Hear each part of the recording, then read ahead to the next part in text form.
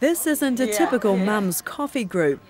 They've never all met in person before. Instead, they connected online through a Facebook page called Breastmates, set up by Frances McInnes. I run topics on there about breastfeeding, about bottle feeding, just getting discussions with mums so that they know they're not the only one going through something.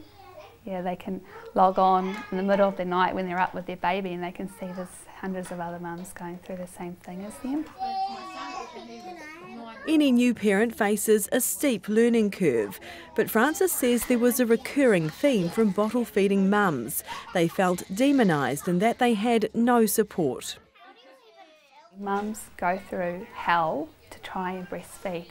You know, some mums will be trying for weeks and weeks, going through a hell time with a lot of pain just because they want to breastfeed. They believe it's the best thing they do, so it's absolutely not a reason that they can't be bothered. The overwhelming medical advice is that breastfeeding is best. The Ministry of Health makes no apology for pushing that message from the moment a baby is born.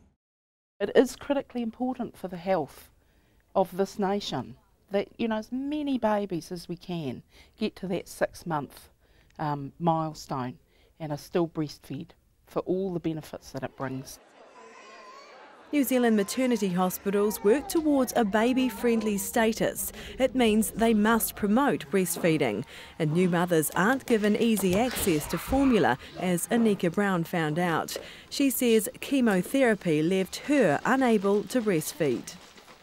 One of the nurses just refused to give me a bottle, so my mother actually brought one up to the hospital for me, and she turned around and told me that I was putting his life at risk and that I was, in any childhood diseases he got would basically be my fault, and I was putting him at a risk of cancer and diabetes and a lot of other things.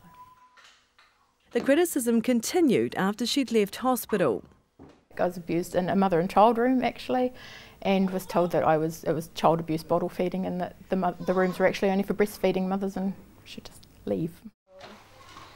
Good girl. Crystal Whitaker persevered with breastfeeding for months, even though she believed her daughter wasn't getting the nourishment she needed. She was off the Plunkett graph in her weight. You couldn't put her on the lines at all. She was below it. She was way below weight.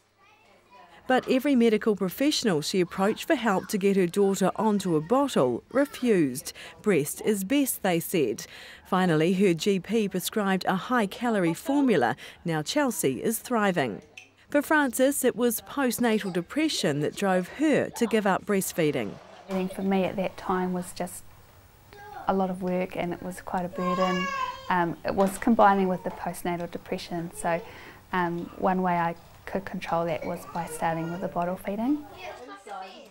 Bev Ashburn is the odd one out in the group. She breastfeeds but supports those who try but can't.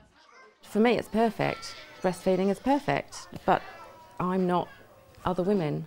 You know, I can't judge what other women do, and I think at the end of the day a happy baby is loved and well fed, and you know, if that feeding comes directly from mum or from a bottle, it doesn't matter. In spite of the pressure these women feel, statistics show plenty of mums aren't breastfeeding. At 6 weeks of age, 2/3 of babies are exclusively breastfed. That drops to 55% at 3 months, and only a quarter of mums breastfeed to the recommended 6-month milestone. Those statistics also show that Pākehā mothers breastfeed more than Māori, Pacific and Asian mums. There's been a huge move in the 20th century away from breastfeeding, and there's lots and lots of reasons for that.